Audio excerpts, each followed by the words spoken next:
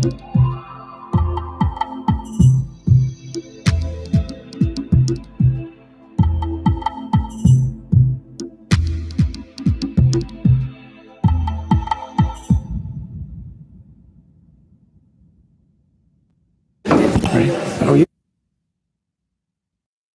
evening. I call the regular meeting of the Ames City Council for Tuesday, November 26th to order. Good evening, Council, and we'll get started tonight with a proclamation for Small Business Saturday.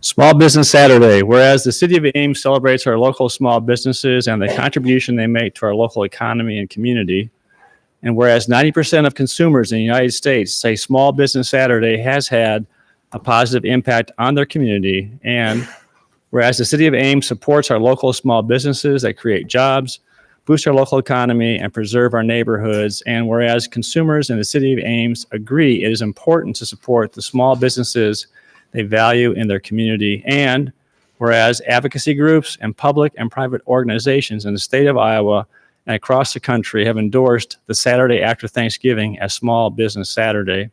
Therefore, I, John A. Hala, Mayor of the City of Ames, Iowa, do hereby proclaim Saturday, November 30th, 2019 as Small Business Saturday in Ames, and ask that all residents of our community support our local small businesses and merchants on that day and throughout the year with their patronage. And before I turn this over to Drew for comment, I will share with you too is that by shopping locally, it helps keep sale tax dollars here in Ames. And our 1 cent local option sales tax that you pay helps fund community development, betterment opportunities, including asset, which helps meet the needs of those who are in need on the asset spectrum, as well as helping pay for parks as well too. So when you shop here locally, that does help our community in many more ways than just supporting businesses. So Drew, you want to make any comments on this? Thank you, Mayor and Council, for your ongoing support of Small Business Saturday in this case, but also just your overall support of not only Ames Main Street, but also Campus Town Action Association and just all of the commercial districts throughout our community that really push for the buy local kind of campaign. That's something we really believe strongly. It really does empower our communities, just as the mayor mentioned. So thank you very much for your ongoing support. You continually do that in the contracts you have with our organization, and we would not be able to continue to provide the services we did without your guys' support, both figuratively in this manner, but also financially. So thank you very much, everyone. Please have a very nice Thanksgiving and do buy local as you get out there and do your holiday shopping. Thank you.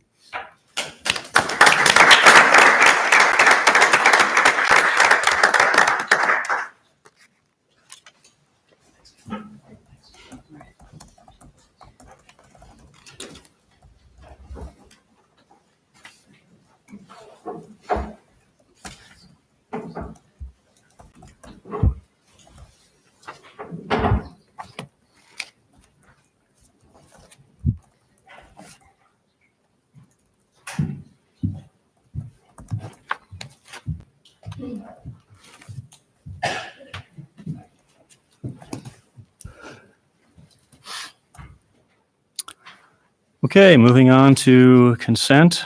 I just have one correction, Council. There's a couple minor corrections on item 17, resolution awarding a contract to TASC of Madison, Wisconsin. The contract would actually begin January 1, not July 1, as said in the consent agenda.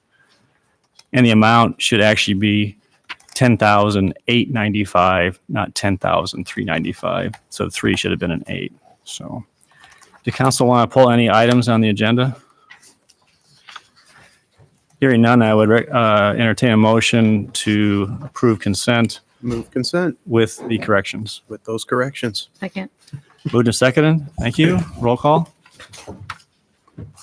Aye. Aye. Aye. Aye. Aye. Thank you very much. All right, we're going to go ahead and open up public forum this evening, and we have I have 3 cards at this point in time, and so I would invite Deanna I'm sorry, is it Kinzer or Kaiser? Dina Kaiser. Dina, thank you. I'm sorry. Close. I apologize. Here, I brought a picture of my neighborhood. Maybe you could just pass this along so you can kind of see what I'm talking about. If you would please go to the podium and introduce yourself and your address, please, and then go ahead and make your comments. Okay.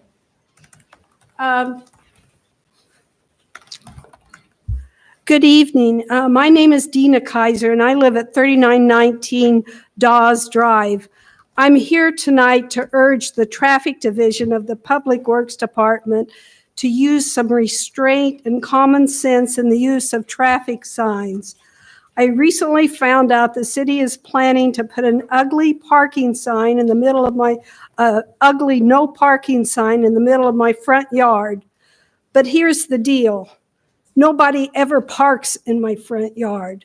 Nobody has ever parked there in the last 53 years since my family's owned the property. So I think it's a little crazy to put a no parking sign in my front yard to address a problem that doesn't exist. To understand my frustration with the city, I have to put this in context. In the summer of 2018, the city put in a shared use path along the west side of Dawes Drive and later installed another shared use path between the homes on the east side of Dawes and Highway 69. From the perspective of the larger Ames community, this has been a very nice amenity and a great success. Lots of people use the bike path any time of day and regardless of the weather. The bike path is very popular and gets a lot of usage. However, from the perspective of homeowners along Dawes Drive, the building of the bike path has been a hardship. After the bike path was approved, a number of families along Dawes Drive moved because they did not want the bike path. There was a sales turnover in our neighborhood of 33% in what had previously been a very stable neighborhood. The city council should be aware that the building of the bike path disrupted the lives of a number of families along Dawes Drive. From a personal perspective, the bike path has been a hardship to our family for several reasons. One, the bike path took about 20 feet from our front yard. Prior to the bike path, we had a little house with a nice big lawn. Now we have a little house and a little lawn. The bike path took away a lot of our privacy. Previously, our home was very quiet and private. Now there is always someone on the bike path, any time of night or day, and regardless of the weather. There are a lot of dog walkers using the bike path. I love dogs, but I find it not so charming that every dog in Story County that walks past our front yard seems to think that our front yard is a public urinal. A beautiful tree that was in our front yard for years was killed by the construction work on the street. Reason number 5, the bike path was a hardship. Before the bike path, we had individual mail delivery. After the bike path, the post office took away that benefit and forced us to use a group mailbox, which is considerably less convenient and safe in the ice and snow. Another reason is I often need to pick up trash along the bike path. Some of the people using the path are not respectful to the homeowners, and they throw trash in our yards. From the perspective of resale value of our home, I'm sure the path has devalued our home. Nevertheless, the city has seen fit to increase our property taxes. In general, I believe the Traffic Division of the Public Works Department is overzealous in its use of signs and street markings. The construction company that built the bike path along my front yard did an excellent job. It looked quite nice until the city traffic department got hold of it. The medians that separate the bike path from the street have been painted a bright day glow orange. The entire median was painted and not just the edges. It is now hideously ugly and an eyesore. And if that you could see, the picture of what it looks like now. This kind of heavy-duty street marking would be appropriate for a very busy street or a 6-lane highway with speeds of 65 miles per hour. This is totally out of keeping with the character of the Dawes Drive neighborhood. The neighborhood is low density and rustic looking with lots of trees and foliage and simple small homes. The street does not get much traffic and the speed limit is 25 miles per hour. This kind of heavy-duty street marking shows no appreciation or understanding of the character of our neighborhood. Could you bring your comments to a close, please, and tell us exactly what you would like council to consider? So far, I heard about parking signs and also median painting. Is there anything else that you would like us to be aware of? Yes. I'm just about to finish. I'll Okay, be quick. thank you. It seems the goal of the city's traffic department is to provide a personal no parking sign for every home along Dawes Drive. There are only 15 homes along Dawes Drive. Currently, there are already 8 no parking signs, or one no parking sign for every 1.9 homes. If the city gets its way, there will be another 2 parking signs. In other words, there's going to be a no parking sign for every house and a half. I think that's a bit much. In fact, I think it's a whole lot too much. In closing, I'd just like to say there is no problem with parking in my front yard, and I don't want that ugly sign there. Okay, thank you. Christina Brecky?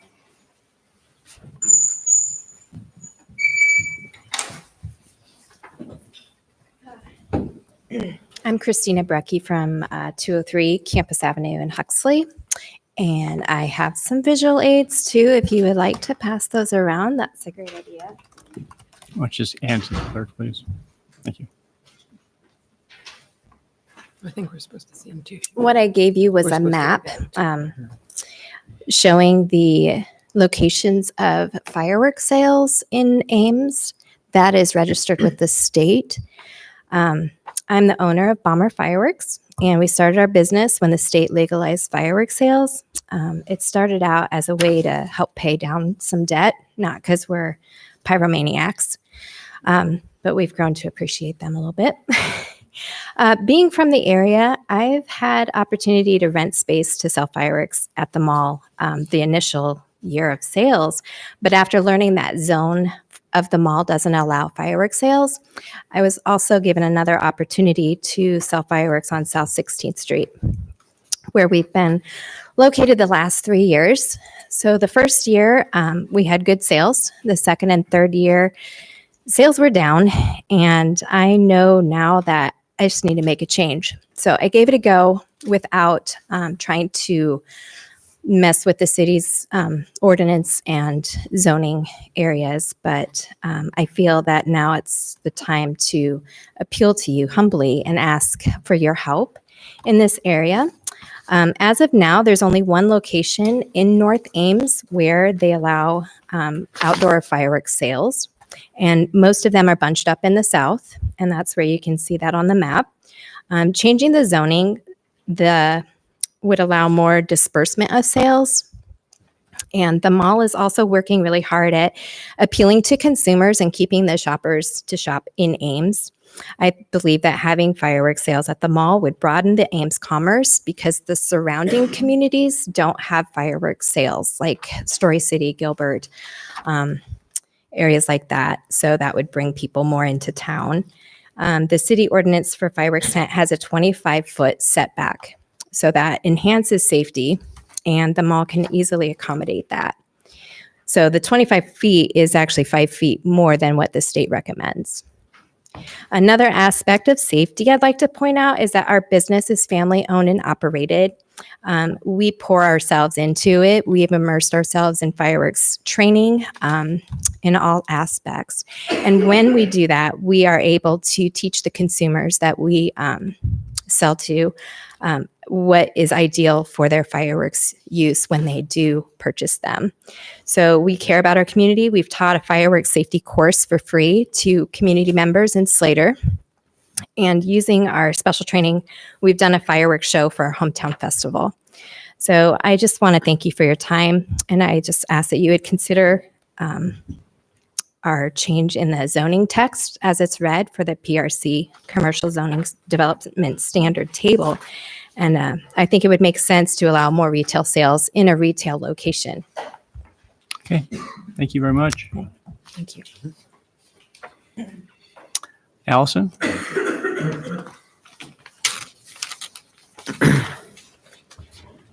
My name is Allison Brundy, 3125 Maplewood Road, Ames. And I just came tonight to tell you thank you for that nice response letter that I saw in your agenda packet. And I am so impressed with many of your staff here at the city hall. And a number of times I've called and said, now, what was that one thing that happened with the history? And Brian Phillips looked up something in a matter of seconds and found the answer to my question. And so I don't know who was involved with that staff response, but I really appreciate that. And before I came, I wanted to check into the progress of the UNI grant that was set up to help other cities in the state of Iowa write climate action plans. And unfortunately, that program isn't continuing the way it was at this point. They're just kind of a resource now for communities that are maybe wanting support. But of course, there are lots of companies that help write climate action plans for cities. And you have such a fantastic staff. I know that there's lots of potential here to move forward with that. And I definitely still encourage you and hope that that happens for the next fiscal year. I also will just kind of watch from home how that conversation goes later tonight. Although I did hear it was supposed to be a quick meeting. So thank you for your work and for your service to Ames and to all the different needs that are in our community. Thank you, Allison.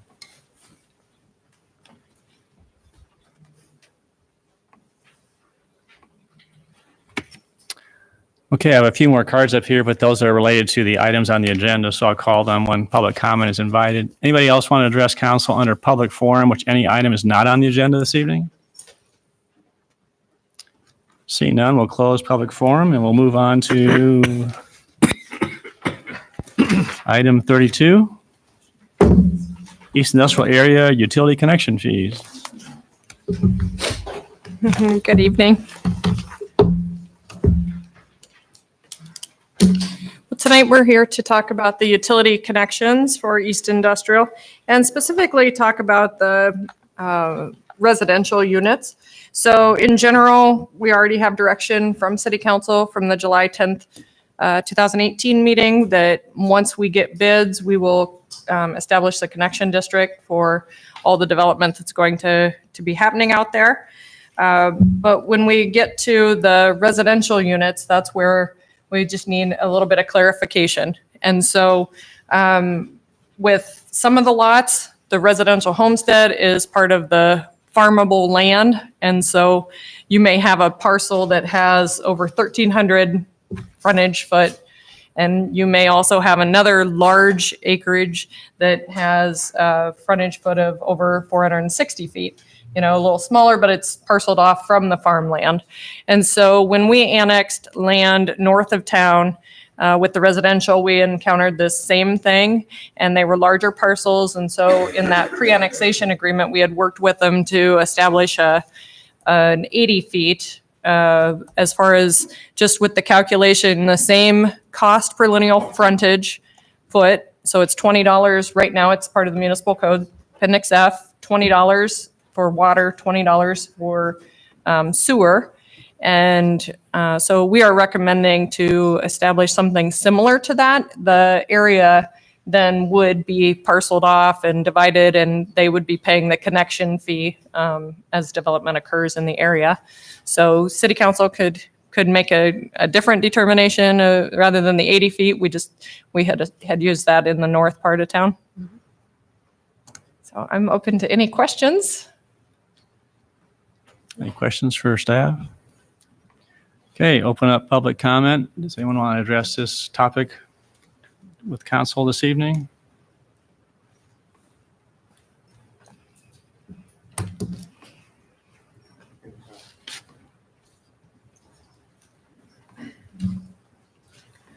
My name is Josh Boersma. I live over in the annexed area that we're talking about, and I had written a letter stating some of my concerns, and I think that might have been the reason this came up tonight. I just want to thank you all for listening to my suggestions, I guess. And the only thing I really have to add is I think the course of action you guys are thinking of taking is probably a much better option. I think it's option one. And I just feel as though if we don't change the way it's set up, we're being treated as developers when in fact we're just residents that have been there for a while. So I just wanted to say thank you and give you my 2 cents. So Thank you, Josh. thanks. Anybody else want to make any comment on this topic?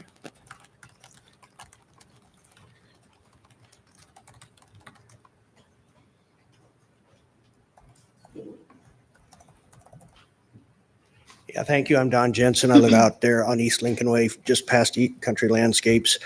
From the beginning when they done the easement thing at, last winter, a year ago or so, I asked them how much it would cost to sign on, and they wouldn't commit to anything. And then I got a letter from the city or from the county, and it didn't exactly say for sure. And the $2,500 an acre for the water. I mean, I own several acres. I'm the biggest landowner out there that's participating in the Alliant deal. And so I'm kind of discouraged that I would love to have the Ames water. My sewer system is just fine. I would love to hook my big building up because it's in that 100-200 deal. I would love to hook that up to your sewer, but for $6,000-8,000, it's probably not going to happen. At something less than that, yes. I do have like a half mile of frontage, so one of the engineers has told me we'd take the front of the frontage and go by that. That's still a fair amount of money. I'm in it. I've been supportive with Dan Culhane from the beginning on this deal. That deal, you guys would have had to force the issue if it wasn't for me. I made that possible out there at Prairie East for you guys. I made that possible. I'm participating in the Line Energy option deal. I'm the largest landowner out there in that deal. I don't think anything's ever going to happen, but I would at least like the opportunity to hook onto your services at a reasonable cost. I'd like to say a lot more about that Prairie East deal, but we'll just let it go at this. Thank you. Anybody else? I'll provide a Yep. project update. So, we'll just go ahead and close public comment on this topic then. And one quick question. Mr. Jensen mentioned he might want to connect his building to that. So he would be allowed, so every property owner would be allowed one water and one sewer connection. Is that correct? Not multiple sewer connections or water connections. He would have to choose then, in other words. Correct. And so with that connection, we're not saying that they can't use their wells. We're not saying they Right. have to disconnect from rural Right. water. We're not saying that they have to get rid of the septic systems. But if septic systems need maintenance, the Iowa code says if they're within 200 feet of the sanitary public system, they need to connect. And so with those, it's one connection. And then beyond that, subdivision and multiple connections would be based on that connection district. So just for sake of discussion, let's say we have a house and there's a commercial or the building that they use for their business for sake of discussion, and they want water and sewer to both buildings. They could run one line up and serve both of those. Is that correct? You can, if city council wants to maybe clarify that within like the existing parcels to allow that. I don't think there's too many businesses out there, Right. but they could do one tap and split that off to serve multiple buildings with the one tap. Right. Okay. And is there any size limitations or connection limitations? Like If they want to run a 2-3 inch line, they could if they wanted to. They could, but I don't know any buildings out there that would need that. No, I'm saying, but large if they right want, if now. they wanted to, let's say they had a, Yeah. you know, I mean, if someone has a business and they want to fill a fertilizer tank for sake of discussion and they want a larger line, they Right. could do that. Yeah. That's their cost to run it into the, Right, and there property. is the one building out at, I think it's Teller that has, they redid that old school that's there on the corner. So for fire coverage or something like that, they may need something larger. and that 200 feet is measured from the property line to the main, or is it from the building to the main? Let's code, see, you that's said. a good question, and I'd have to just double check on that. We usually work with the Story County and make sure that it's, usually I think it's the building, but I'd need to double check. I don't want to. Reason I asked is that, for example, if you had a building set or a building set way back from the property line, more than 200 feet, and if their well go or their system goes down, could they go ahead and get that fixed versus connecting onto it? You're saying you would check on that one then? Yeah, I can check on that. And we're working towards February bid lettings for the water and sanitary sewer. And so that would be an opportunity for the residents to work with the contractor and hire somebody themselves to connect in when that trench is open. They could make that connection. So, once we get bids, that's public information on who the contractor is and awarded, but then they could always hire their own contractor and that contractor can coordinate with our contractor. Construction will be slated to start when frost goes out of the ground or before then? That's our goal. Okay. Any questions for staff? All right, is there a motion? I'll move alternative one. Second? Okay. Discussion? So if we wanted to try to clarify what John talked about, would you want a separate motion to do that, or? Yes, I think this dealing with the frontage foot would be the first one. Okay. And then I think a separate motion would keep it the cleanest. Okay. Any other questions, discussion? Those in favor say aye. Aye. Opposed or abstaining? Motion carried. All right.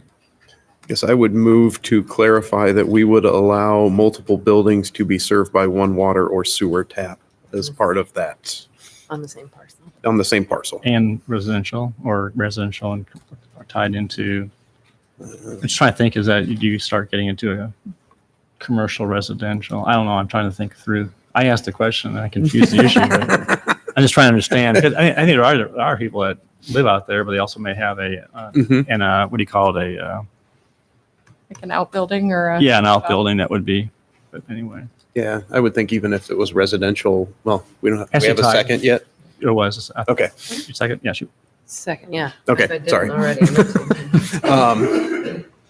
If you had an outbuilding on a residential property, you wanted to have a bathroom or something out there, I think you'd allow that too. Just, Yeah. So I can't think of a reason why we wouldn't at this point. So I'm Someone will wondering, prove me wrong, but it seems like it could have some unintended consequences. So if everything was just as you described, then I'd be like, yeah, this should be good. But this just sort of feels like there could be more to this. Is this something that we could ask staff to come back and kick the tires a little bit? I feel like we're sort of inventing this on a bit on the fly. I think it's good that we raise the issue. I'm just not sure I'm ready to vote on this tonight. I think you could clarify whether it's existing buildings now and say if they have multiple buildings on parcels now, that those could be served, but future buildings would then be needing to pay the connection district unless they come and ask city council for a waiver of that. We also want to be mindful of what we've done in the past. And so that's important. We're setting a precedent. There'll be other situations in the future. And I don't know, I just feel like there's some moving parts on this one. I think your point's well taken, Tim, from the standpoint of this council really has worked hard to be clear and not just doing things on the fly. And I think that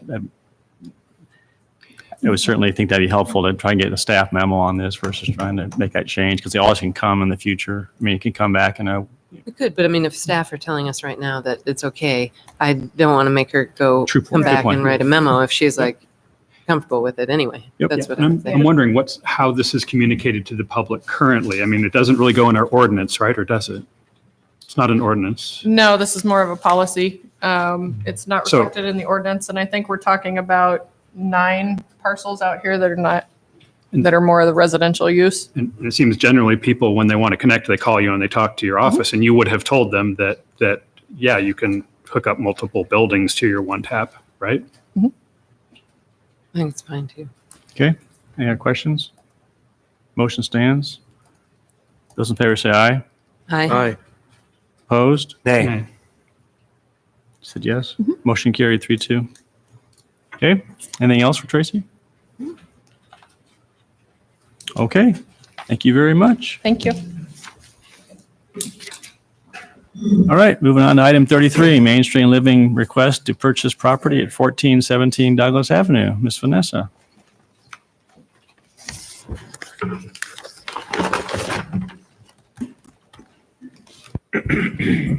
Good evening. What you have before you is a memo that staff provided you back on November 2nd about the property located at 1417 Douglas.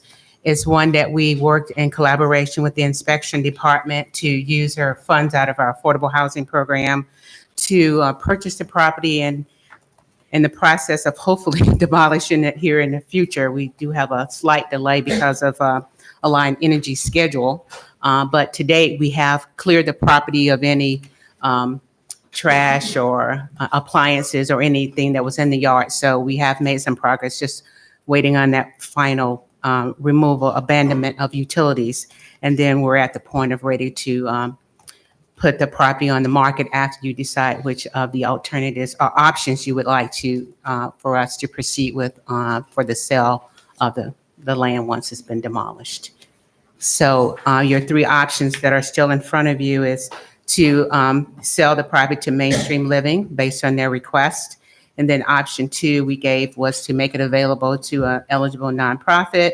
And property option number 3 was to put the house on the market to any interested buyer, to all to be used for affordable housing purpose in the future. So that's kind of where we are to date. If you have any further questions. Questions for staff? Okay, I have at least one person interested in addressing council on this. I'll open up public comment, and David? Hi, my name is David Bokey, and I live at 1418 Douglas, directly across the street from the property that they're talking about. I spoke with the owner several times over years, asked her if she wanted to sell to me. She didn't. I'm not exactly sure what you guys' offer was that she accepted with you. Did you guys actually buy it from her, or did you just take it off her hands for free? How did that work? Well, if you want to address your comments to the council. Okay. And then we'll definitely, we All right, can. so I'm actually interested in item number 3 on there, having it open to other people to buy it, because I would be willing to purchase it and put a single-family home on it. And I care about the neighborhood, and so that's why I'm interested. Okay. All right. Thank you. Sir, Right, can I thanks. ask one question? Go ahead. So, do you see any downsides to, if we were to go with option 1 from a neighborhood perspective? We haven't had any, to my knowledge, we haven't had any feedback from the neighborhood. So you're the first person that's, Right. Well, I have no idea. I mean, if you guys would have said Habitat for Humanity, I know who they are, but I don't know who Mainstream Living is. So maybe I need more information. okay, all right, thanks. Thank you. All right. Does anybody else in the audience want to address council on this topic? Seeing none, we'll close public input. And Vanessa, do you want to answer his question regarding how he The bought city it? negotiated the purchase of the property back in October and purchased it for just over $11,000. So we actually own the property through purchase acquisition. And then there's also been some costs incurred in addition to that. Is that correct? Yes, the cost to have the asbestos, which has been removed, and the cost of anticipated cost of demolition, of which we received bids on. We may have some additional closing costs, and until we get the property actually down, we may have some costs as far as snow removal. So those things may happen between now and when it's down. And per the council action, per your staff report, the total cost that the city is going to incur will be around $36,000, subject to final accounting. Is that correct? Exactly. And then you also got an email from one of the property owners that live in the neighborhood with her interest in wanting to purchase the property as well. I believe she emailed that to the council. And then could you comment on, sort of question about mainstream living? Do you have a quick synopsis on that or not? Well, what was located in the packet, Mainstream Living provides residential and community services to individuals with disabilities for over 45 years in the community. They're one of the largest providers in central Iowa, and they would utilize the property to build a home for their clients to utilize that would mimic a single-family property. Okay. Very good. All right, council, discussion? If we were to do an RFP, what kind of overhead would that create for you and what would the schedule be? Well, we'd have to put something together normally to solicit proposals. We, put it up for sale and then solicit a time frame that people could submit their proposals based on the offer that we set aside for the property, depending on that third option. I'm assuming you're talking about open to the public. And then we would just have a deadline date for those to be submitted and then go with the lowest bidder. It would have to go up for a public hearing because we own the property. And then that would come to you and we set a date of public hearing. And then I would work with the attorney staff to create a property agreement to sell the property. Okay, but if we wanted to have strings attached to it, if we wanted to target it for a nonprofit, is it similar process? Yes, sir. Okay. And in all reality, is it going to get us a lot more money out of the deal potentially, or not really? Between option 2 and 3? No, between, let's say, 1 and 2. Or 1 and 2? No. Typically, if we were doing that to a nonprofit, we would sell it for what the cost was for us to acquire. And so there's precedent for just selling something at our cost to a nonprofit for. Correct.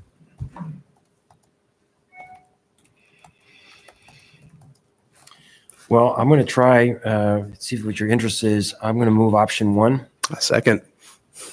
And you want to clarify for the audience what the... Sure. Thank you, Mayor. To sell the property, the Mainstream Living has requested for approximately $36,000, including various costs. The final cost will be determined after the contract is completed for demolition work and all closing costs are known.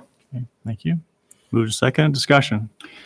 I think Mainstream Living would be an excellent purchaser of this property. I fully support that. I'm a little concerned about the fairness since we have more than one expression of interest from someone who is, it sounds like a nonprofit, the second email in our packet from Laura Cook, who said something about operating it as affordable housing. And I don't know how developed it is. But I'm just wondering, how developed this proposal is.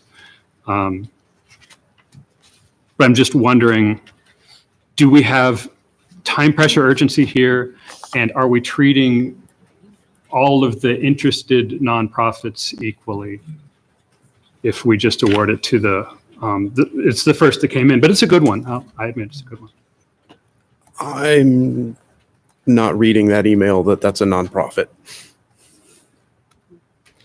The one from the other property owner? Yes. It's unclear, I guess, now that I'm looking again.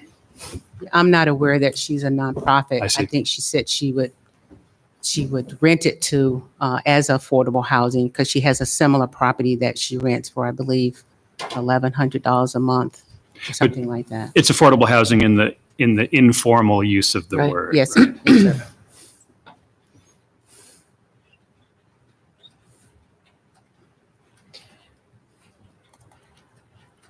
All right. Yeah, I wasn't sure about that either. I mean, in terms of sending out an RFP, just if Mainstream were to apply and we'd give it to them anyway, if. Yeah. But, yeah, so there's that. But there's a need, and it certainly qualifies as low income and very low income. I mean, it seems like it's a need that's there anyway. Yeah. So I guess I'd support the motion. Mayor, can I ask maybe a clarification question from Mark on this? Mark, would you mind if I ask? Because I think David raised a point that we need to flesh out just a little bit. So, in general, when cities dispose of assets, real estate assets they own, they have to go through a process to make sure that we're not selling off property to our buddies at a sweetheart deal. Right. And so there are protections in place. From a legal perspective, if choosing Mainstream as the buyer for this, is that violating the process that we would normally go through for disposing a piece of real estate? No, and in fact, the Iowa Code mentions that the city can dispose of property to a nonprofit. It's actually referred to in the Iowa Code. So we can give it away to another governmental entity. We can't give it away to a nonprofit or just a person. But we can. But there is a reference to nonprofits, and I don't have the code section in front of me right now. But it's okay for us to choose a buyer and sell it to them. If we want to put it out council decides to put it out for bids or whatever, and that's an option too, obviously. But it is okay to choose a specific buyer and to sell it to them. And I can't. We do it. I mean, with we've done it with Lots would happen. I think it's a good clarification. Yeah. Because the default is we would normally go through a process Right. of trying to maximize the profit for the taxpayers. Right, which we do with all kinds of not real property, but other sorts of property of the city. We put it on some auction sites and that sort of thing. Yeah. So thanks for All right. clarifying that. Yeah, I think sure. it's valuable. I might just mention too is that council, you've talked before about just trying to really help meet the needs for, LMI, housing and those who may be underrepresented, and also trying to increase the housing stock. And while I respect, David's comment tonight from the audience and also the email, this does seem like an opportunity to really hit in an area that really you have been very supportive of and been very difficult to try and accomplish. And given the fact that we're really trying to build and integrate that underrepresented population within the community, it may be an opportunity to try and fit that. I understand that'd be nice to go out and maybe try and get RFPs, but on the flip side, it's not the money issue. I think it's more of there's a bigger picture here, I think.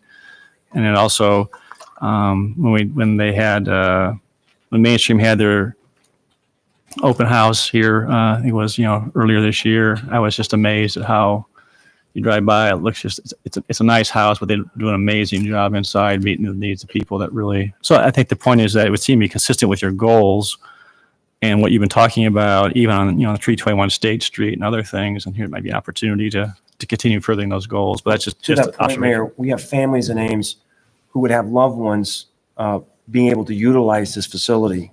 So being able to keep loved ones in the community, I think there's a lot of pluses to this. And if Mainstream was to go and find a commercially available lot and try and do this, the transactional cost would be many, many more times higher. So I think there's a lot of good reasons for this. I'd like to remind the council that we still would have to go through a public hearing to dispose of the property to Mainstream Living and come back with an agreement. Okay. All right. Any further discussion? Otherwise, we'll vote on the motion then. Those in favor say aye. Aye. Opposed or abstaining? Abstain. Did you catch that? Okay, motion passed.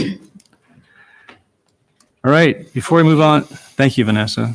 Before we move on to item 34, I basically have a tactical error here. I got to back up the bus. I missed the fact that we need a motion on resolution setting a connection fee under item 32A on your agenda. I need a resolution setting a connection fee using similar language as the pre-annexation agreements for residential properties along Grant Hyde Avenue for Homestead. Move a resolution. Second. All right. Roll call, please. Aye. Aye. Aye. Aye. Aye. Thank you. All right, item 34. Just as a point of, we've gotten a lot of communications, which we greatly appreciate because that's very helpful for us to hear from the public. But the one that probably I just want to make a comment on that is that there seemed to be some criticism of the county and the city for basically getting into this. And I just want to make, go on record as saying that the U.S. Board of Geographic Names has contacted us and have asked us for input. And so we are doing that. And so I recognize Supervisor Merkin in the audience. She and I have been communicating quite a bit as well, too, on this.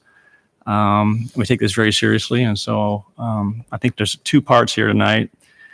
One is that the, I'll say the U.S. Board of, I'll just say USGN to make it easier, they have a long name, has given the political entities 4 options. Option 1 is to approve the proposed name, which is Story Creek. That's the name they're suggesting. 2 is reject the proposed name. 3 is take an alternative action. Or 4 is just let them render a decision without our recommendation. And so if council is interested in that last option, deferring to the USGS, that would make, a short order of our conversation tonight. But if you're interested in either approving, rejecting, or suggesting something, then we'll, move on that. So I'm just interested in what council's interest is in terms of discussing this. Is rendering a decision without a recommendation something that you are interested in pursuing or not? I would be. Yeah. So what that would mean is that we're just not going to take any action on it at all. Well, again? no, I mean, What? so Maybe we my, should start over. Let's start over, yeah. You're interested in what? in making recommendations Okay, to change all the right, name, I'd like to hear what people's public good, comments okay. are. All right. But That's I'm not necessarily ready to make a proposal of a name. No, I agree. I'm just want to hear, do you want to discuss this as a topic or not? Yeah. Yes. Okay, all right. That's the answer I'm looking for. All right. So, Brian, do you have anything you want to cover on this particular topic or not? No. Okay. Any initial conversation, or we have at least 3 or 4 people that are interested in addressing council tonight, and then we can go into discussion after that. Yeah. Okay.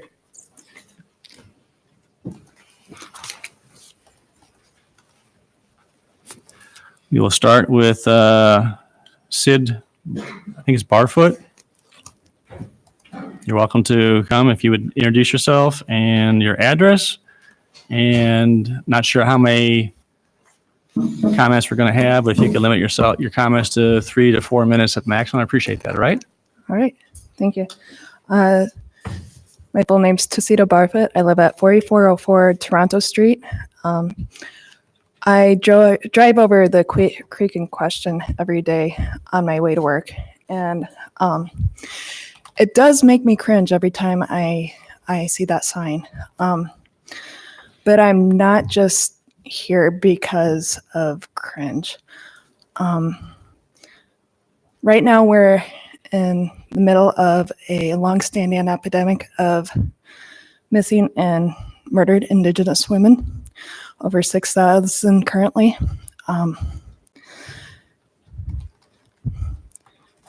People like Olivia Lone Bear, the sister of my friend, who was missing for nearly a year before they found her body buckled into the passenger seat of the truck she was driving in a lake within a couple of miles of the place she disappeared. And people like Ashley Heavybrenner of the Blackfeet Nation, who has been missing for over 2 years now.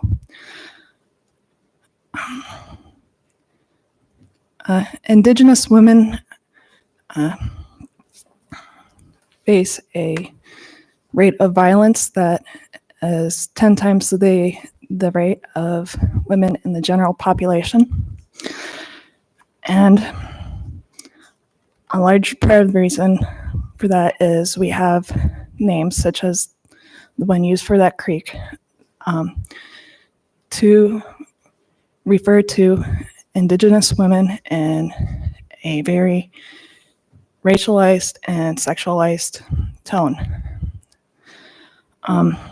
Now, I'm under no illusions that changing this name is going to solve the problem.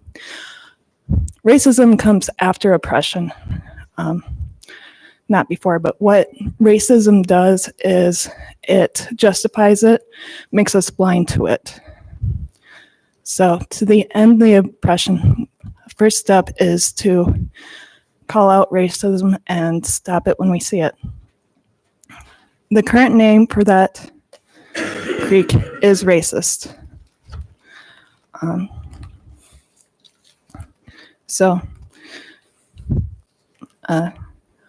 I am asking the council to please recommend to the Bureau to change the creek to any other name. I don't have any personal suggestions, but yes, it does need to change.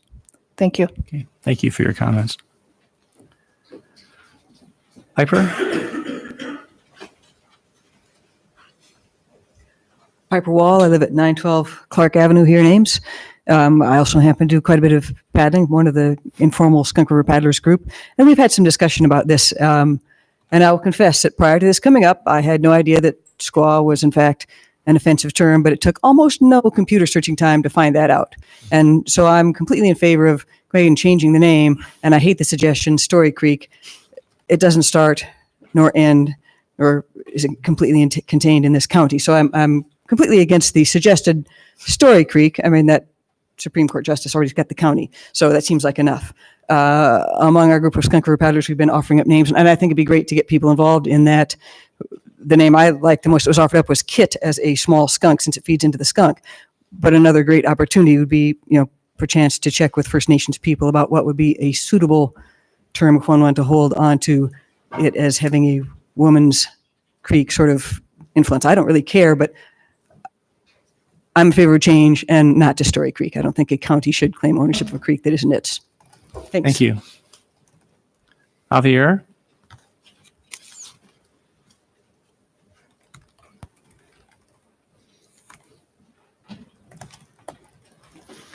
Hello, my name is Javier Miranda. I use he, him pronouns, and I'd prefer not to share my address for reasons of personal safety.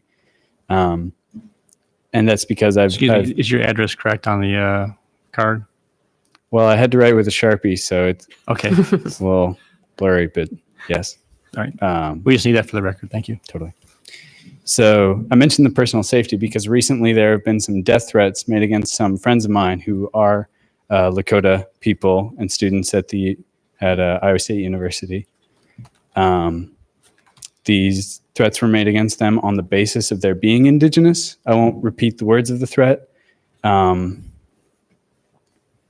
but as the people who spoke before me mentioned, the name for this creek, as it currently stands, is demeaning, dehumanizing. It perpetuates this subjugation that has real material instances beyond the name of a creek. But absolutely, this creek should be renamed out of respect for Native people, out of respect especially for missing and murdered Indigenous women. I agree with the person who spoke just before me that we can probably find a better name than Story Creek. I don't have a big issue with Story Creek. I think it sounds kind of nice, but a name which directly honors Indigenous people or which acknowledges like the role that we have in this ecosystem as well, and which other creatures have in this ecosystem, I think that's very suitable. Renaming a creek is not repatriation of this land. It is not Indigenous sovereignty, but it is a necessary step for honoring these people and some degree of reconciliation. Thank you. Thank you, Javier. Anybody else? Okay. Linda?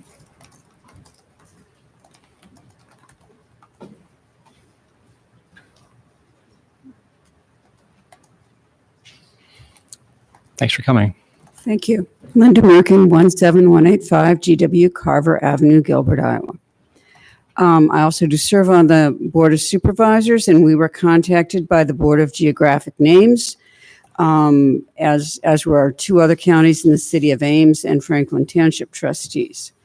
We first discussed this at the Story County Board last Tuesday and did receive several emails. One of the things that we were told or people suggested was that we should really talk to tribal leaders.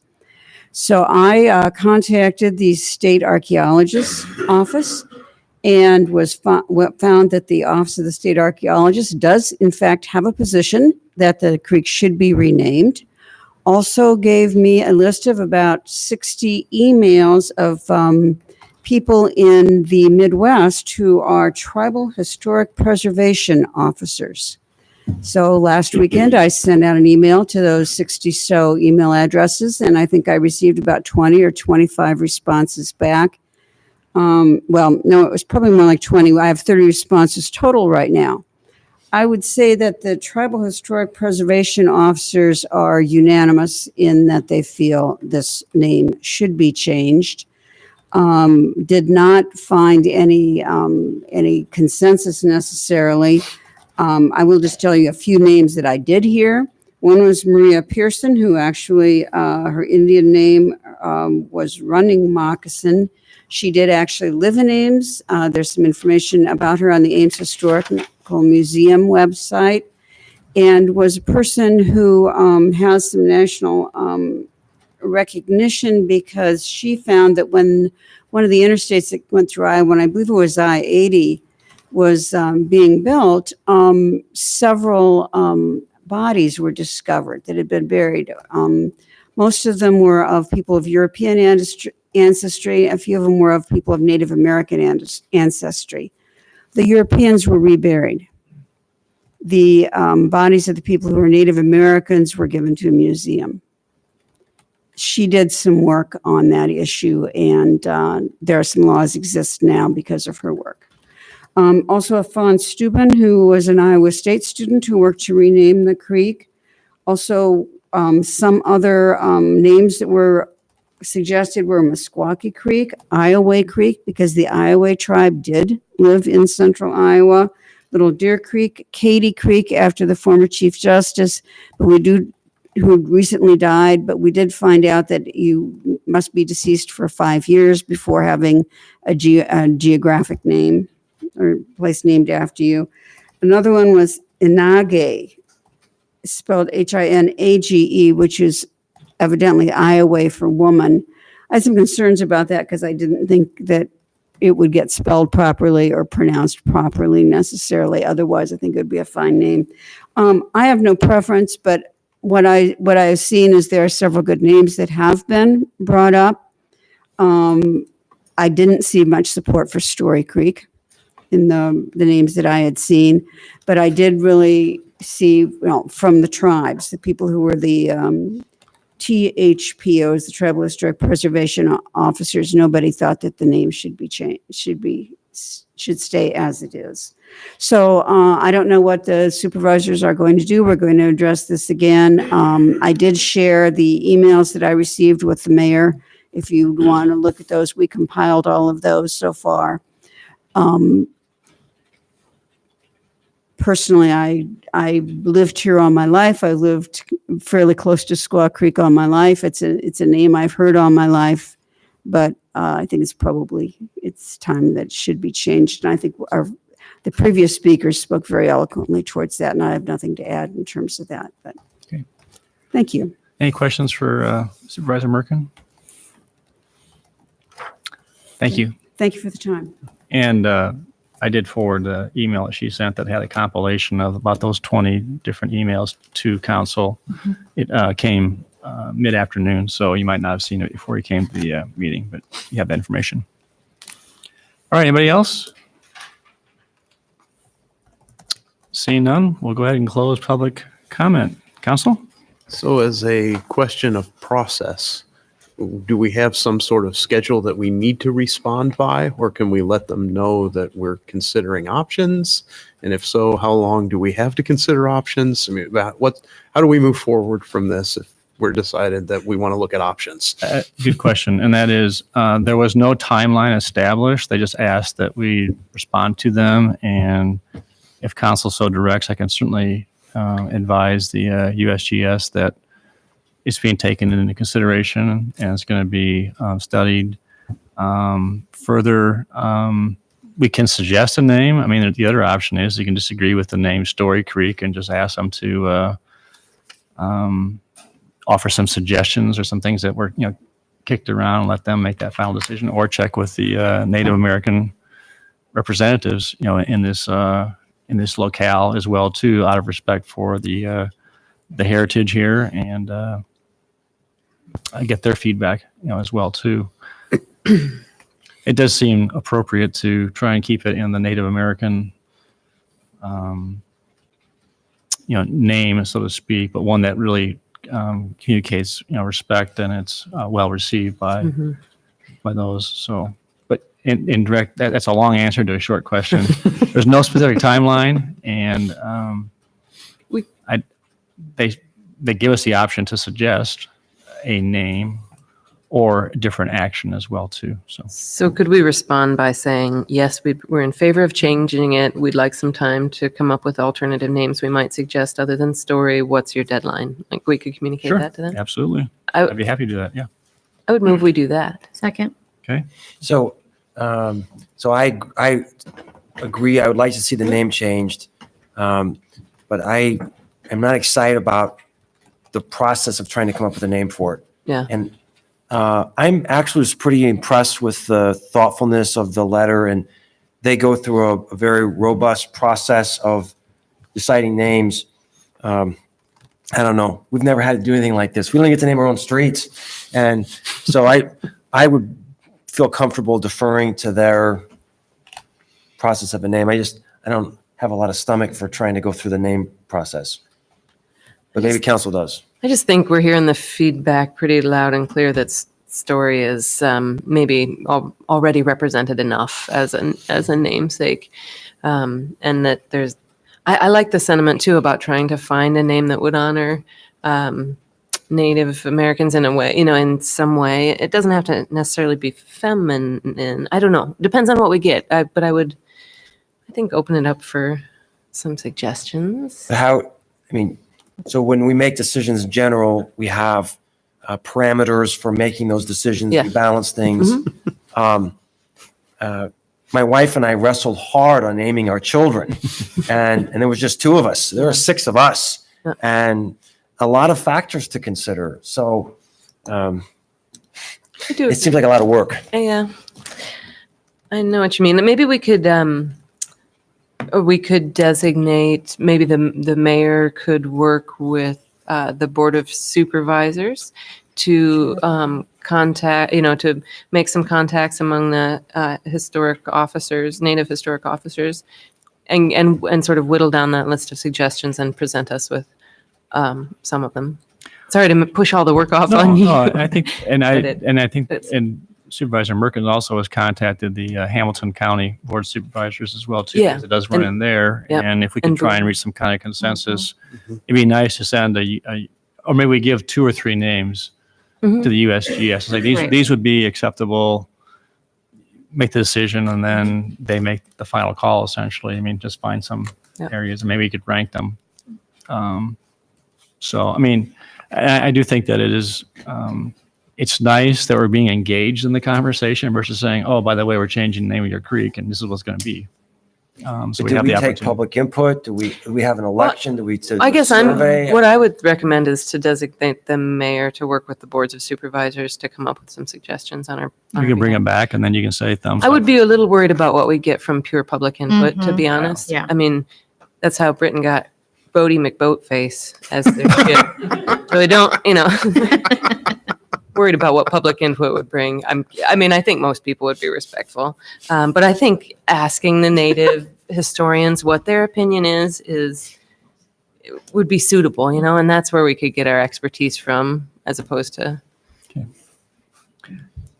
So You make a motion, you second. What's the motion at now? Well, the motion now is to respond that we're interested in changing the name, but that we'd like to know what kind of time limit we have to suggest alternatives.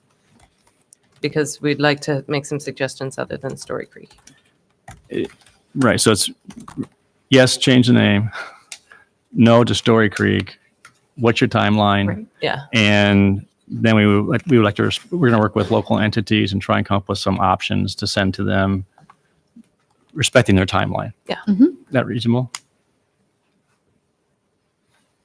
Any other discussion? So just to be clear, the motion does include no to Story Creek. Timeline first would be nice, like if their timeline for a turnaround is infeasible. Story's better than no change. Do you have any, excuse me, I'm asking, No. do you have any idea on the timeline? Did you have any, Linda, I'm sorry, I apologize. Someone else could initiate another request, I guess, if the timeline. Do you have any more information on? The Board of Geographic Names meets monthly, Okay, but I told them that we were working on it. working on it, and they said, fine, whenever, almost. And they didn't seem like they were in a real real hurry about it. Okay. They did say they would like to hear from all the entities. They thought it would be ideal for them, and of course it would be if we'd all agree on a name. But I don't know that that'll happen either. So I would just say, I'm not sure where else I would contact. When I sent out an email to 60 contacts, and I'm not sure where else. I don't have any other ideas of where to go to get more names from the tribes. Oh, okay. I think I've got the best list there is. So you can review the list you've got, or you read us the list you've got, or there's. The emails that I sent to the mayor earlier contain all of the emails that we've received at the county, both from the tribes and from other people who have emailed us. Okay. So I think there's 30 total in that. I'd be very happy to work with Supervisor Merkin, and I think that together we can certainly work with the Hamilton County Board of Supervisors, explain what's going on, and see if we can kind of come up with some kind of options to come to supervisors and the council, and then get narrowed down to 2 or 3 and go from there. And the Boone County supervisors are also going to be addressing That's correct, this. because they are in And corner. I'll get back with Franklin Township trustees also. Okay. Thank you. Everyone understand? So back to your question. Your question is to eliminate Story Creek. Your motion. Sure. Yes. Right. Let me read the motion back for us. I mean, Let's get the motion clear so we have it, you know what you're voting on.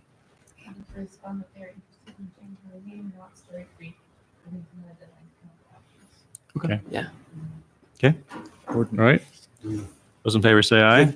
Oh, I'm sorry. Do I have go any ahead. other comments from? Okay. I mean, I really appreciated the number of emails that we received on this, and the people that spoke tonight did a really nice job of articulating position. I just want to take a moment and just acknowledge there was one particular letter that we received that I thought was outstanding.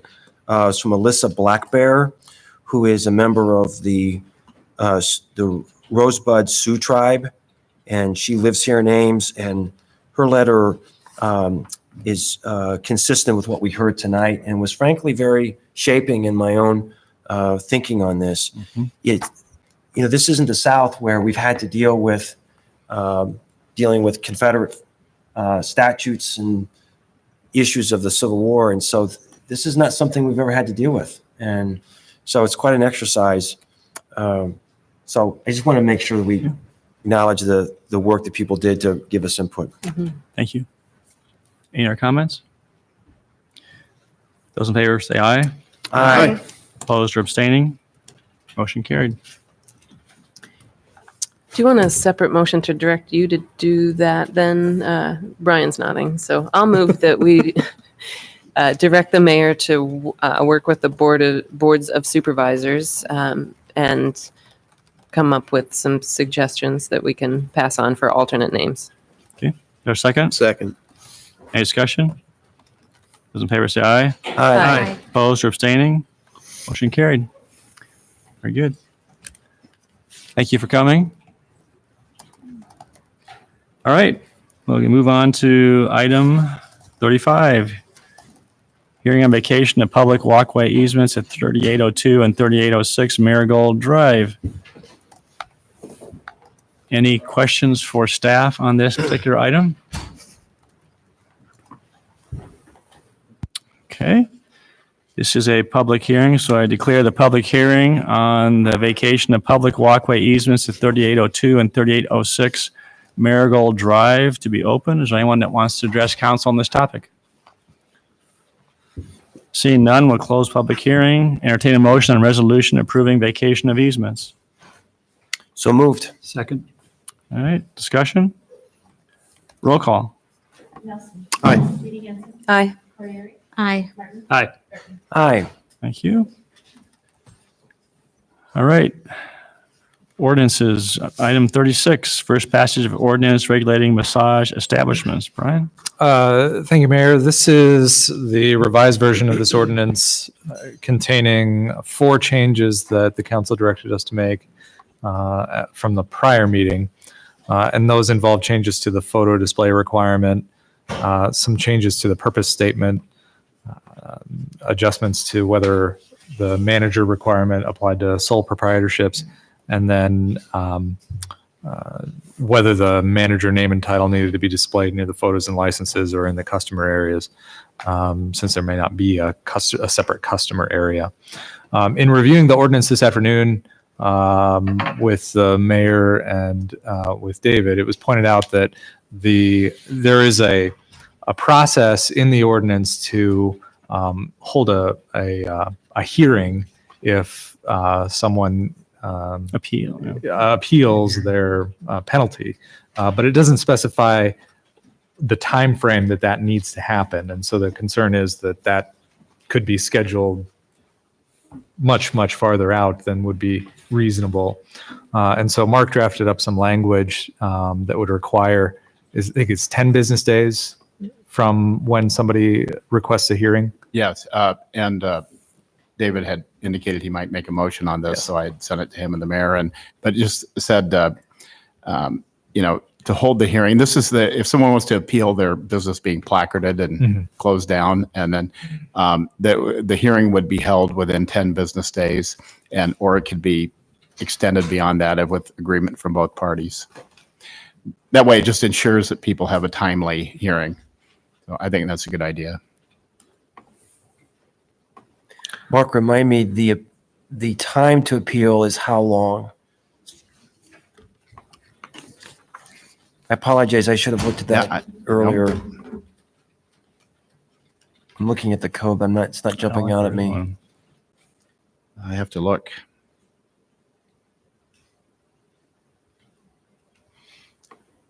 It just says may appeal. Within 7 days of the date of the placarding. Right. That's right. Yeah. Item 10. So before your time as a city attorney, we talked about being cognizant of having too short of appeal periods. It doesn't allow parties the opportunity to seek legal counsel and figure out how the appeal should be done. And so we actually made an effort to try to have a consistent 30-day appeal period. And unless there was an issue with respect to, is there a prejudice that the city, is there a downside for the city that we wouldn't want to give a resident 30 days, then I think it's helpful, because otherwise it feels like all of a sudden you get this result and all of a sudden you don't realize, oh, I've waived my appeal.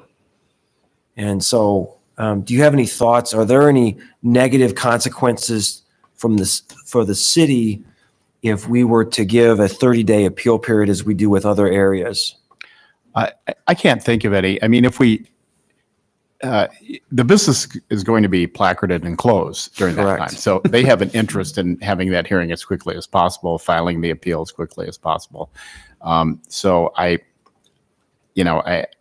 don't see any harm in giving them 30 days. And I think, we borrowed this language from one of the several ordinances that we kind of put together to create this ordinance from other cities. And and that 7 days was in there, and so we just stuck with it. I would think most people would want to appeal it quickly, but if we want to give them more time, I don't see a problem with that. So what we've been talking about is making sure that as a city, we respond with giving a timely hearing. Right. I don't see any downside with giving the party who's perhaps lost the property right an opportunity to find counsel and preserve their rights with an appeal. Okay. Other questions for?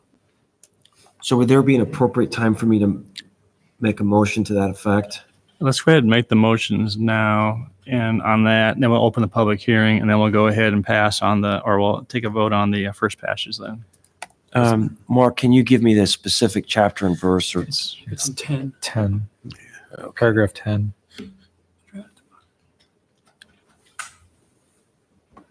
Very bottom of the second page. Very bottom of the page. It's up from here. Oh, sorry. That's right there. Appeal of placard. Sorry. Okay. So Mayor, I would move that we amend the ordinance in its subsection 10 that the period of appeal be amended from 7 days to 30 days. Okay. Is there a second? Second. Any further discussion? Those in favor say aye. Aye. Opposed? Carried. Thank you. And how about the other one? David, do you want to make a motion on that? Yes, I would move that we amend section 8A of the ordinance 8A or 10A? to provide that the hearing shall be convened within 10 business days unless both parties agree to an extension of the deadline. Is there a second? Second. I think that should be 10. 10A. It should be 10A. Should be 10? Yeah. Yeah. It's 8 also mentions appeal at the very last sentence, but it works in either place.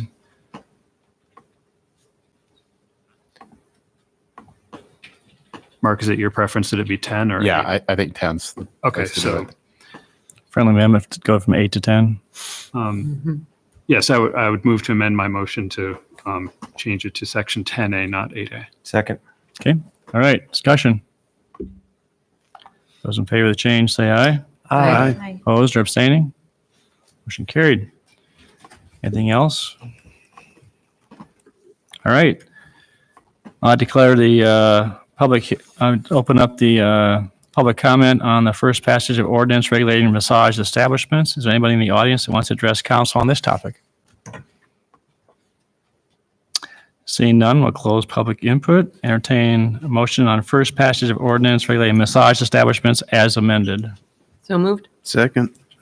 Okay. Any further discussion? Roll call. Aye. Aye. Aye. Aye. Aye. Very good. All right. Item 37, third passage and adoption of ordinance 4401, rezoning with master plan. Consistent with all of their discussions relating to this property, I will be abstaining. Okay, thank you. All right, Kelly and Chris.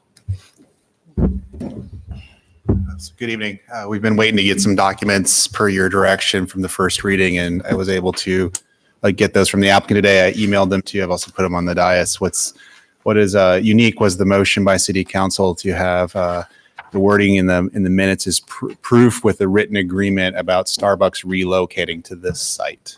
So what the applicant has provided is a letter of intent, which is a real estate document between Starbucks being the future leasee of the store and its current property owner who it already leases from. And as I described in the memo, there would be a separate agreement between the applicant and the Starbucks property owner to swap properties and then bring Starbucks along as the tenant to that new site. So the applicant believes with the letter of intent, it clearly shows by the reference to the address of 507 Lincoln Way, the store size, the other parameters that are kind of described in there, that Starbucks is very clearly willing to negotiate a lease for 507 Lincoln Way if that project was to proceed.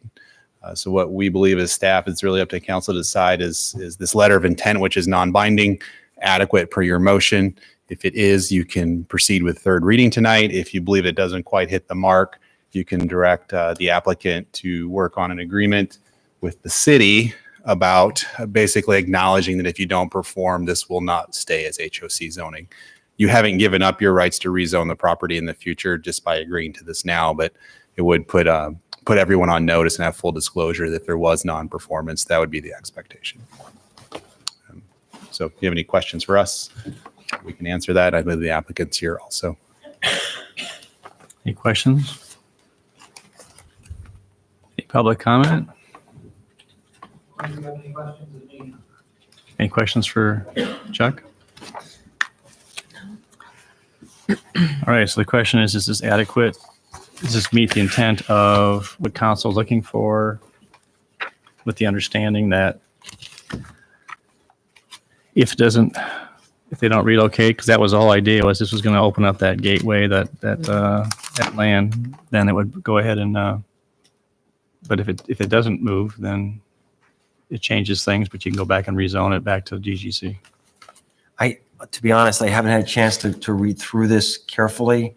Do we have any recommendations from staff in terms of, does this change the score in a material way that would cause us to put the brakes on this or want to amend it? It seems very reasonable to me at first glance, but it's all come pretty quickly here at the end. I mean, I think it's a unique request by council at that time. So again, a letter of intent is a statement of intent. It's not binding. And so that's really, there's not much in that agreement besides of substance to what we're talking about anyways, other than identifying the location, a store size, has some dates for performance in terms of following through on what Starbucks says they would negotiate for a lease. So it talks about having some timelines around March for obtaining some approvals. And also I think it references July as another date. So it's not meant to be drawn out from what we understand by reading that letter of intent. Yeah. And I appreciate we sort of have a chicken and an egg problem here, right? I mean, but still, even without this letter, it remains true that if things didn't proceed the way we expected them to, we could, on our own initiative, zone back, right? Right. So if it was to be completed tonight and what was presented to us in the fall as a rationale for doing that, if those circumstances changed and city council wanted to initiate a rezoning for a property, that would be up to city council to do that. Would go back through a public hearing process to return it to, or to change it to another zone. Yeah, good point.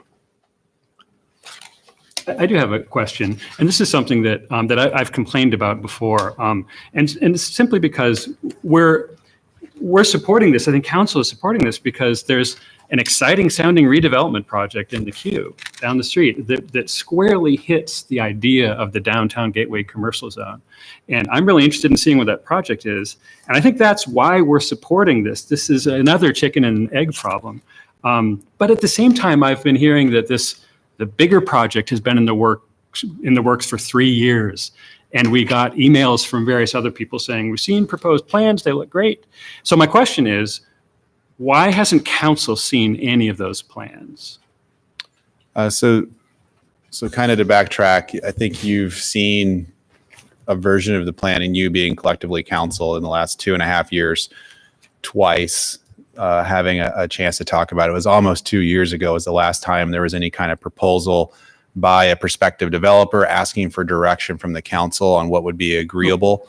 That's Argent, right? That was Argent. Okay, yeah. That's not this, right? It isn't necessarily this. I mean, there's multiple people that have been interested in the property. Chuck can talk more about that since he is an owner and a broker in the situation. So we've talked to at least 2 different entities that are interested in the area and different projects. Can we ask that question of Chuck? I would like to ask that question. So, but Mayor, just for clarification, Are we straying too far from this particular topic, Mark? this is my concern is that we have certain parameters that we're talking about tonight. Are we reopening? I was asking a question because right now what's on the agenda is adoption of the master plan. I mean, is rezoning the master plan. The council is trying to decide whether to proceed with third reading or not, or delay it and seek more information or a new agreement or something. And so I think it's fine to have the discussion about this sort of leading up to making that decision, whether you're going to proceed with this vote or defer it. Because the rezoning this property is precedent to the development proceeding. And a question of whether or not the development's going to occur or not. Good evening, Chuck Winkleblack, Hunziker Companies, 105 South 16th Street.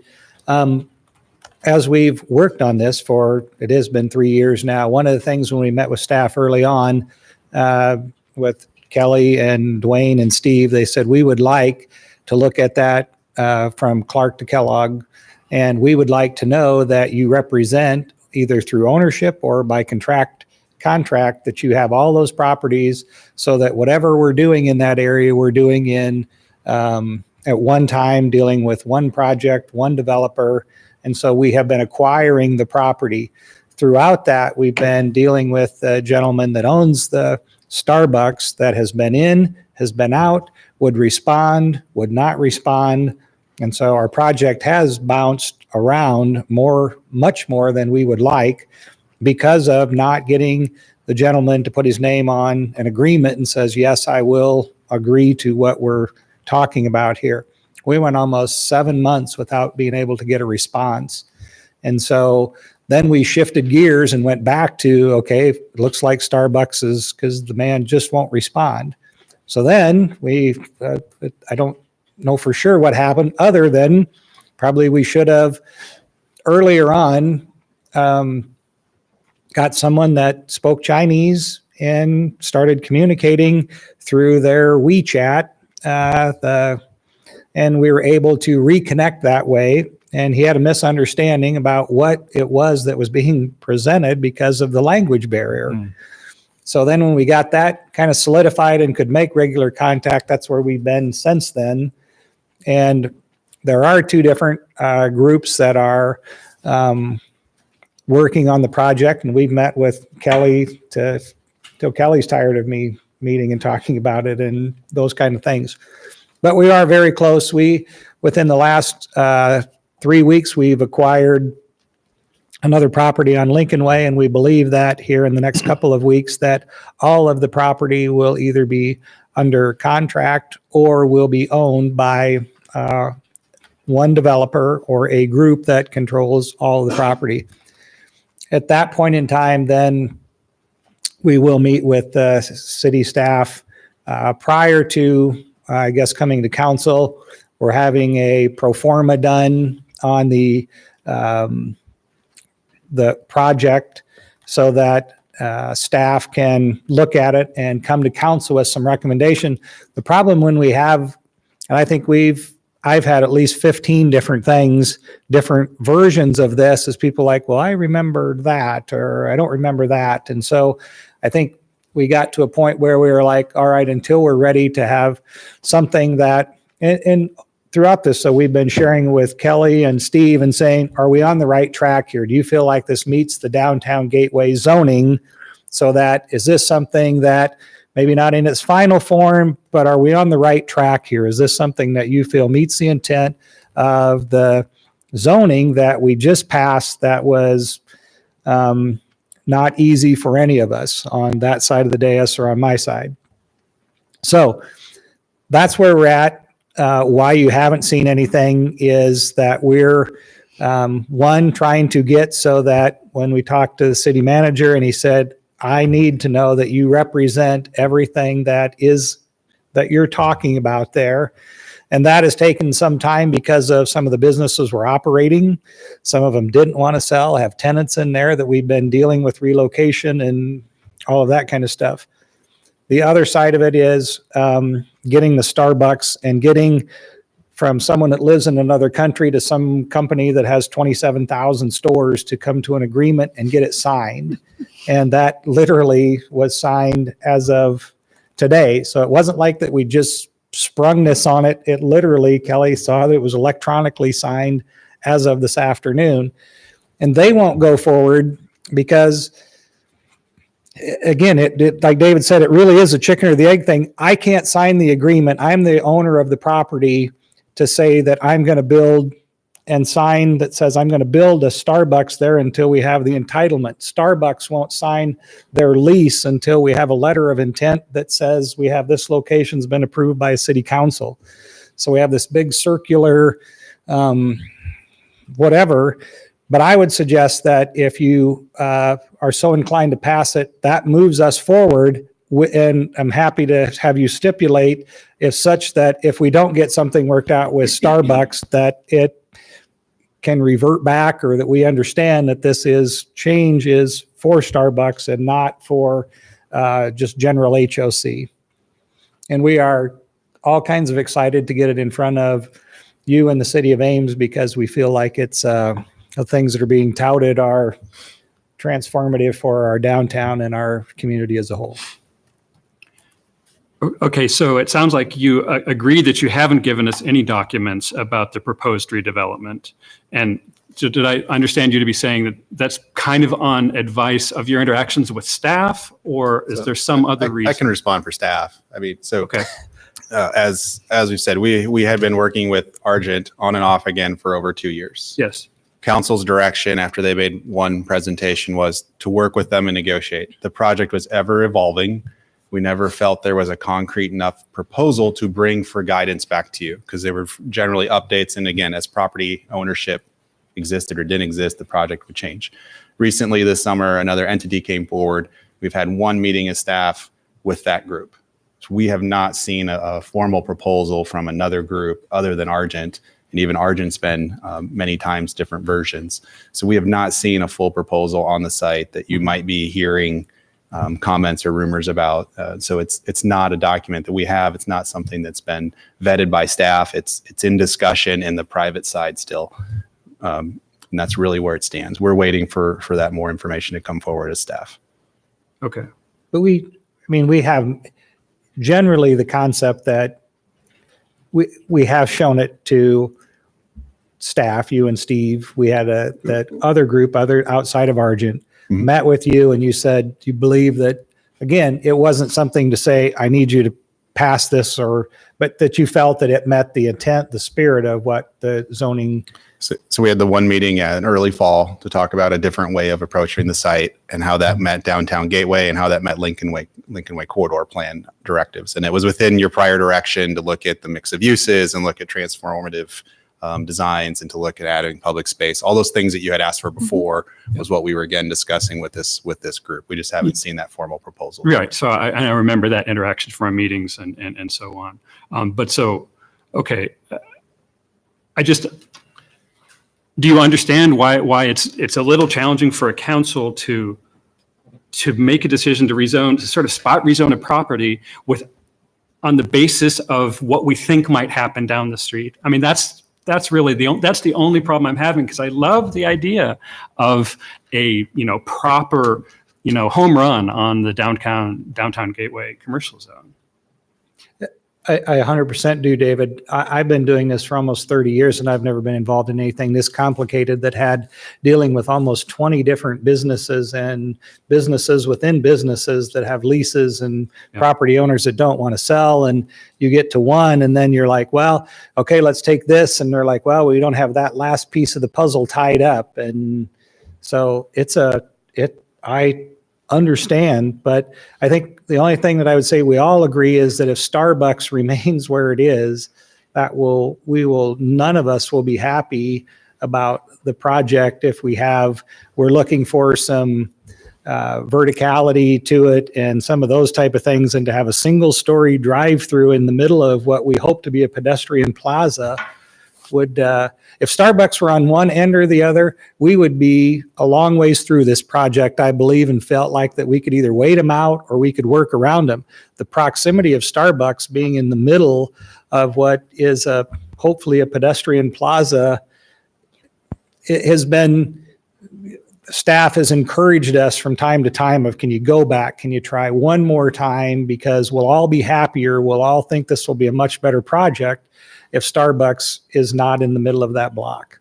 And that's, but I get that you're like, yeah, we don't want to do this. And that's what I'm saying. I'm not asking for it to just go to general HOC so, but yeah, I have hundreds of hours into this project. So getting closer to the finish line, nobody wants to come up here and have shiny pictures and say that, yes, we own all the property and yes, we can go forward now, because there aren't pieces. The only piece that I don't feel good about yet, and we're working, and Kelly and I have talked about this before, is the porn shop, Romantics. We don't have, but I'm cautiously optimistic that of the other 22 planes we've been able to land, that I can somehow, some way entice that, because I think we would all like to have a different location for that than being in our downtown area. Thank you. Thanks. All right. Is council satisfied, ready to go ahead and do third passage tonight? Move third passage. Okay. Second. Roll call. One final word. I'm going to support this in hope.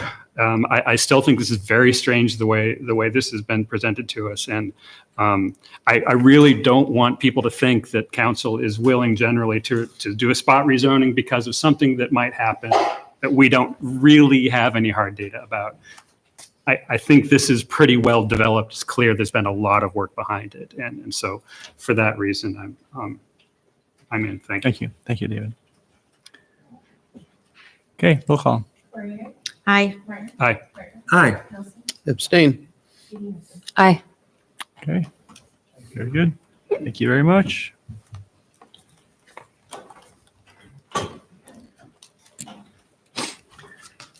Okay, council, you have 5 different pieces of communications in front of you. Mayor, I want to echo the comments we heard earlier this evening with respect to the climate action material that Allison Grundy made. Is there a sense of what we should be doing with this now? Since we're only about 6-7 weeks away from council goal setting session, it would seem appropriate to, have this basically put on the front burner, a lot of these items, or talking about this For our council goal setting? for our goal setting session. Because it didn't seem like there's anything, like a next step would follow from this without having a broader conversation. Right. So would you want a motion that we, Yeah, let's do we have to do something like that formally to put it on our goal setting? Or do you just do that? Well, there have been a couple of things that you've asked to specifically be brought up at goal setting. It might be helpful to collect those together. So, Okay, I'd move that we have this memo be part of our council goal-setting retreat. Is there a second? Second. All right, those in favor say aye. Aye. Opposed or abstained? Carried. That's a similar one to the second one there. I think they're asking that to be part of our goal setting discussion as well. So the one thing about that, go ahead. Motion. Oh, yeah, I was just going to move. We also add it to the goal setting. That's a motion? Yes. Second? Is there a second? Second. All right. The one thing that I just had some feedback on, the memo from Mr. Holstein, if we were to take that on, all those items, I think that could easily take our entire goal setting. And I wonder if really some of these things, if we're going to talk about them, we should just put them down an agenda and have a public conversation about them. There's just a lot thrown in that memo.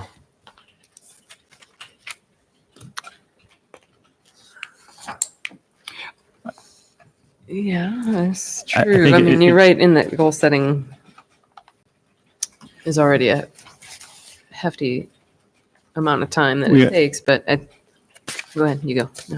Just say is that Ryan and I were starting to talk about the goal setting session, because we're going to be on our biennial time where we're looking at different topics, and we have some thoughts to get council kind consideration and evaluation before we go to that session. While there are a lot of items on this, Tim, I don't disagree with you. I think there's some broader brushstroke things, and it would just seem appropriate to bring this to council and see what the appetite is for these different items, and that's where we can talk about it. And then if we need to talk about it further, we can bring it, back to a council meeting at a future date and pick it up then. And just one more comment. I mean, these are fairly specific items. The goal setting is generally to take up broader policy issues at a fairly high level. Some of these seem very specific policies that I don't know that we are going to have the background to make a thoughtful decision on some of these specifics. So anyway, that's my thought. I would just offer that if you look at number 1, without going into the A and B, that is more general in nature. It is. And so if that is something that council wants to embrace, then that can be talked about and adopted versus getting into, A and B for sake of discussion. Because historically staff has, vision's been, policy, vision and goals have been given, and then staff helps us understand how they can accomplish that. And maybe that is the way you do it. Maybe it's not the way you do it. But. Well, if we could do that on that level of scale, I think that makes sense. But the particulars here are going to be in the weeds. Okay. Any further comments on this one? Otherwise, we go ahead. Vote. Those in favor of the motion? Aye. Opposed? Motion carried. Okay, item 3. Does anyone know who this? Pardon me? Is What there this is? context for this Yeah, one? Okay, Yeah. I'm not the only one. I'm not the only one. Okay, Kelly, would you mind? 'Cause I asked that question this afternoon. Is it the whole Who is Lincoln this Way? for? Yeah, what part of Lincoln Way? Yeah. I think it's helpful to have some more background so that you understand what this.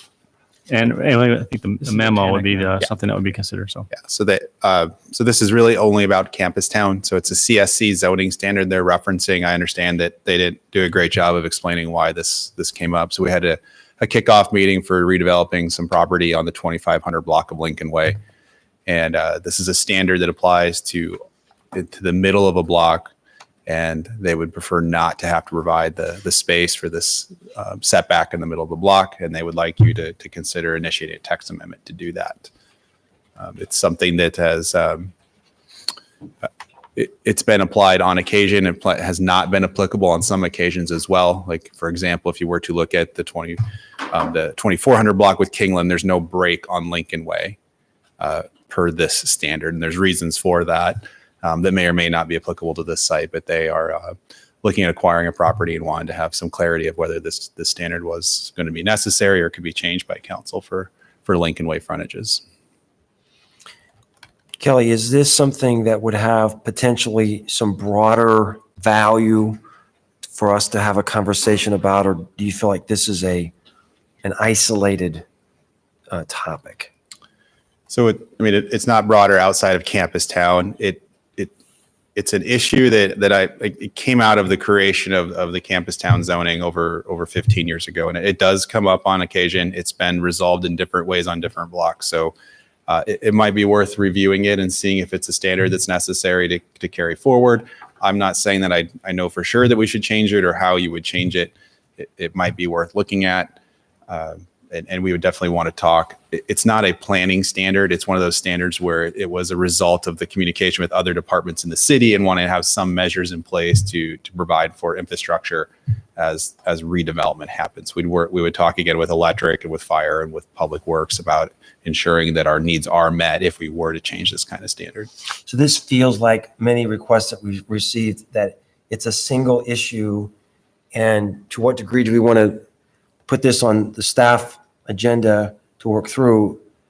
I'm only going to be supportive of this if there's some broader value to have this conversation, that there may be some, if it's coming up with some periodically, then maybe we should take a look at it. But if it was one and done situation, I'm not sure I see a need to staff. Well, go ahead. Yeah, I don't know. I was going to say, just thinking of what could be on that block. It'd be nice to get some action there in redevelopment. I don't know if, We do seem to be stalled out a little bit in Campus Town on Lincoln Way. And one of the council goals was encourage vibrancy in Campus Town. And so the point is to be consistent with that. And we did talk to Kelly. He said he thought it was take about an hour and a half of staff I think at time. this level, you're really asking for a memo for us to give you a little more background on it. Yeah. You're not committing to it. I think Sure. I think it's not. I think it's worth probably having the issue A memo. presented to you by staff about what staff fully thinks about the issue comprehensively. I'd move for a memo on this topic. Second. Okay. All right. There wasn't anything on the floor, was there? Or no? No, Okay. it's fine. Those in favor say aye. Aye. Opposed? Carried. All right. Item 4, a letter from Harold Pike regarding combining 2 lots on Duff Avenue for a future client. My understanding is that this is not an issue at this point, so we don't Really, need it's to do gone anything away? with it. It's gone away for now. Okay. Yep. Okay. And then Um, the yard waste disposal one, that was, they did do a voucher, right? For, Okay. And then the last one, item 5 is email regarding, so can you clarify that? Yeah, we offered a voucher that you could use on one of several days instead of showing up. So it's been so that's resolved. been dealt with, Yeah. resolved too. Yeah, So right? just needs to be communicated. Yeah, communicate back to the person. Yeah. Has that been communicated with this individual? I don't know if there's been a response to this person. I have Yeah, we should let them know about the Yeah. voucher. So do you want Diane to send or get staff to send a memo? That would be just, yeah, just a Okay. response. Actually, Chris, if you'd forward it to John Joyner, Okay. he can then respond back. Okay. All right. What about the communications we heard in public forum? Then we're going to council comments then. Oh, thank you. Yep. All right. Go to council comments. David.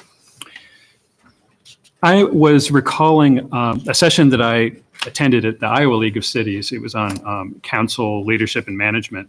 And one of the best practices that was described there is something that I think applies to Ames and that we should perhaps consider. Specifically, they recommend adopting an ordinance that says what happens if a council member refuses to vote or fails to cast a vote. This is not abstaining or voting aye or nay, but sometimes it has happened in other places that council members will just not vote on something. And particularly on a close vote, it can tie things up because people don't understand what it means, whether it passed or failed, or if there's a tie-breaking possibility. It can be very confusing. So they recommended that municipalities adopt an ordinance, and they include the considerations of clarifying first that there's no sort of hidden conflict of interest, that really should be an abstention rather than failing to vote or refusing to vote. And possibilities include saying that if someone doesn't vote, then that's automatically a nay, maybe it's an aye, or maybe it gets voted with whoever prevailed otherwise. So there are a lot of possibilities here. But it seems like something that is better to deal with before it becomes an issue and might not be hard to do. So I would move to ask the city attorney to consider this and bring us a recommendation for a change, if anything. Second. This is the first, maybe I missed an email, but this is the first I've heard of this suggestion. And I would just encourage all council members, if you have an important issue, give us a little bit of lead time on this. I've never I don't remember ever a vote where someone refused to vote in 6 years. Exactly. And I'm not saying there has been. I'm saying that the best practices at the Iowa League of Cities Conference suggested that municipalities should have something like this in place. And I wouldn't have been able to give you any more information than that over email. Okay.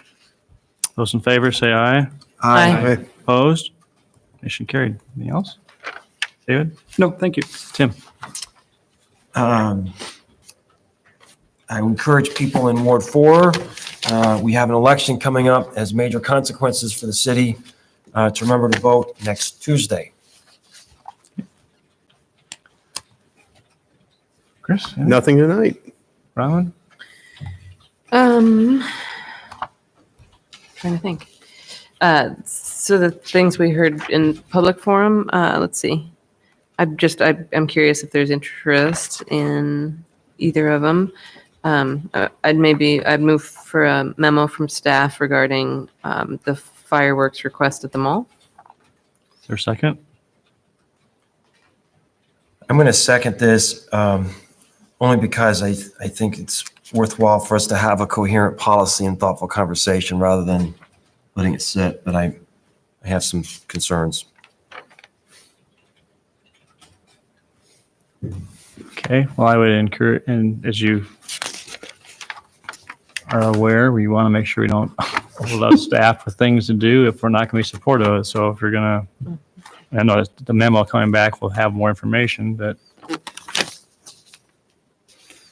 All right, those in favor of the motion say aye. Aye. Opposed? Nay. Motion carried. Okay, the other one? On the, did you have anything else on the other one? No, that's all. Well, Public comment? Yep, that was it. I thought you were going to take up, so Mayor, if I could, this situation with Deanna Kaiser, were you going to take that up? Which one? Dina? I'm not taking that one. Deanna Kaiser with, Oh, Dina. Okay, No, I wasn't gonna. let's go to Amber. Are you done, Brahman? I'm done. Amber? I don't have anything. Tim? Good. well, if we were to have received this kind of information in the form of an email, we would forward it to Steve and ask for staff to write a response back. And I think just because she made this communication known in public, that shouldn't disqualify for that. So I would ask that we refer this to staff. I mean, actually, she did a really good job. I want to commend her. She did a very good job in her presentation. Mm-hmm. And we don't need a no parking sign in every yard. So, but I'd like to have the staff response on that. Right. And I don't want to be making those kind of decisions from the dais. So I would ask to refer staff to take a look at those concerns. Is there a second? Second. And are we to understand the concerns are the Just like no signs? parking sign. Quantity of no parking the Quantity of signs. no parking signs and She also raised the issue of the how much paint. traffic. Medium, How much medium, paint there was. medium Fine. painting. The paint, I think, is meant, probably not the right time to discuss that. So are we just Yep. asking Drop off. Public Works to explain why to her, No. why it's painted a certain way or why the number of signs exist or whatever? I think that's fair. Yeah, And I mean, I don't want to Yeah. ask staff to send us a memo on. No. So Yeah. what they would do is they would write a response to this person and we would get copied on this. And if we find that the explanation is not acceptable, then it's up Okay. to us then. to That's fine. put I just back. wanted to make sure. So we're just having staff explain to her why Right. the actions have been taken Right. in the manner. they have been. Yep. Okay. Those in favor say aye. Aye. Opposed? Carried. Thank you. Anything else? All right. Well, on behalf of City Council, I just want to congratulate the Mary Greeley Medical Center for getting an outstanding award, the Malcolm Baldridge Award for Excellence. And it's my understanding they are, if not, I think they're the first. Anyway, point is that They are the first Iowa organization to Thank you. receive the award. thank you. And just hats off. It's also city owned and well run, and they have a great board of trustees that oversee it. But congratulations to them. We greatly admire their work, and they're very well deserved. So, and just by way of reminder, we have several work sessions coming up in December. We have December 4th. We have a work session. It will be on the Ames 2040 plan. Council meeting on the 10th. Council meeting on the 17th. And we got our work session on the 19th. So just trying to make sure, with December being busy, we got those that have been set. And When's the one on the 4th? pardon, When's the one on the 4th? Wednesday? Wednesday, Thanks. the 4th. Is it really 4 hours? Probably. Okay. Just want to make sure I put it in my. The person responsible has left the room.